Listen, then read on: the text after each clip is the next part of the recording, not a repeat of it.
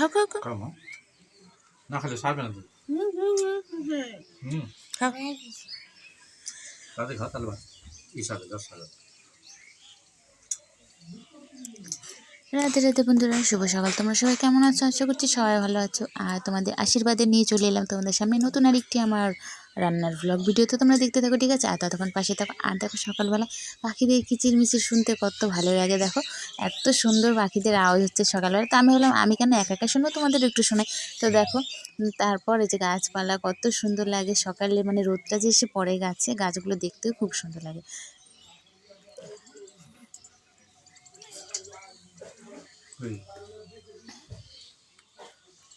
তো এই দেখো পাখিগুলো উড়ে যাচ্ছে, কি সুন্দর লাগছে দেখতে। আর এদিকে দেখো আমাদের আম গাছটা এত মুকুল এসেছে, ডালগুলো একেবারে শুয়ে পড়েছে চালের উপরে। দেখো এত আমের মুকুল এসেছে, গাছ ভর্তি একেবারে আমের মুকুল এসেছে। আর এদিকে দেখো আমি কিন্তু রান্নার জন্য সবজিটা কেটে নিয়েছি, আলু আর ফুলকপি কেটে নিয়েছি। এদিকে দেখো, আর এদিকে দেখো রুই মাছ এনেছে তোমাদের দাদাভাই, রুই মাছটাও কিন্তু কেটে ধুয়ে নিয়ে চলে এসেছি।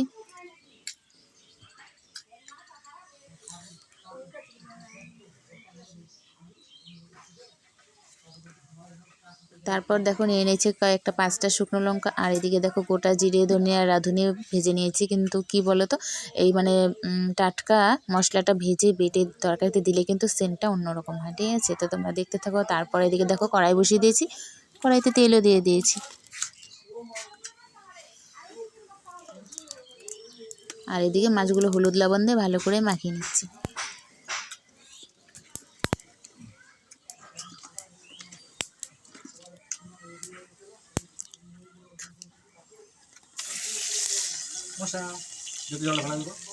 তারপর এক এক করে দেখো তেলের মধ্যে মাছগুলো দিয়ে দিলাম।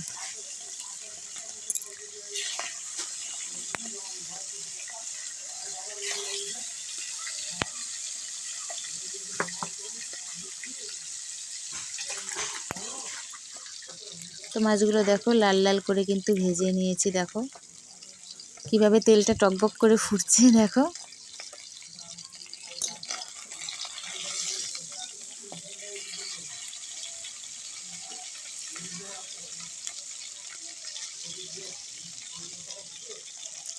তো যতক্ষণ লাল লাল না হচ্ছে ততক্ষণ কিন্তু ভাজতেই থাকবো।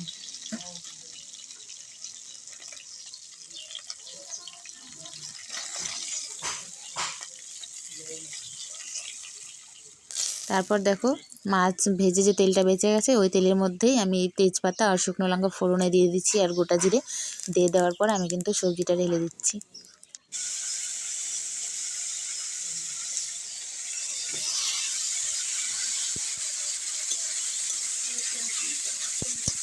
তারপরে এইভাবে নাড়াচাড়া করে হলুদ লবণ দিয়ে দেবো।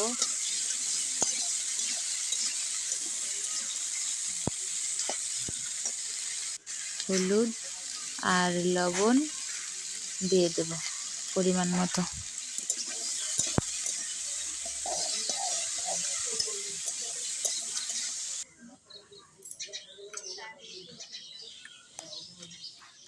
তো দেখো মাছগুলো দিকে নামিয়ে নিয়েছি, আর এদিকে দেখো সবজিটা ভাজা হয়ে গেছে, লঙ্কা দিয়ে দিয়েছি বেটে। তো লঙ্কাটা দিয়ে দেওয়ার পর নাড়াচাড়া করে নিচ্ছি ভালো করে। তারপর এখন ঝোলটা দিয়ে দেব। বস রে বস।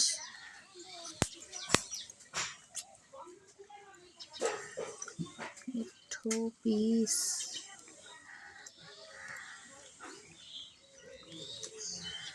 এদিকে দেখো ঝোলটা দিয়ে দিয়েছি, ঝোলটা কিন্তু ফুটছে টকবক টকবক করে। আর তারপর দেখো এদিকে মানে সবজিটা কিন্তু সুন্দর নরম করে ভেজে নিয়েছিলাম। তারপর এখন দেখো ঝোলটা দিয়ে মাছগুলো দিয়ে দিয়েছি। দিয়ে দেওয়ার পর মশলাগুলো দিয়ে কিন্তু আমি থাল দিয়ে চাপা দিয়ে ঢেকে রেখে দেবো 5-10 মিনিটের জন্য। তাহলেই কিন্তু আমার তরকারি রেডি।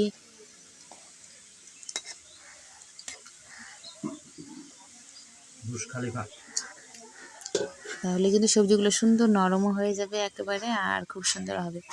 তো দেখো এভাবে ঢেকে রেখে দিয়েছিলাম। তারপর দেখো আমার তরকারিটা কিন্তু নামিয়ে নিয়েছি। তো তোমরাই বলবে কেমন হয়েছে দেখতে। আর আজকের ভিডিওটা কিন্তু এই পর্যন্তই থাকছে। ততক্ষণের মতো সবাই সুস্থ থেকো, ভালো থেকো, নিজেদের খেয়াল রেখো, আর পাশে থেকো। আমার পেজটি তোমরা যে যেখান থেকে দেখছো তো পেজটি ফলো করে পাশে থেকো, ঠিক আছে বন্ধুরা।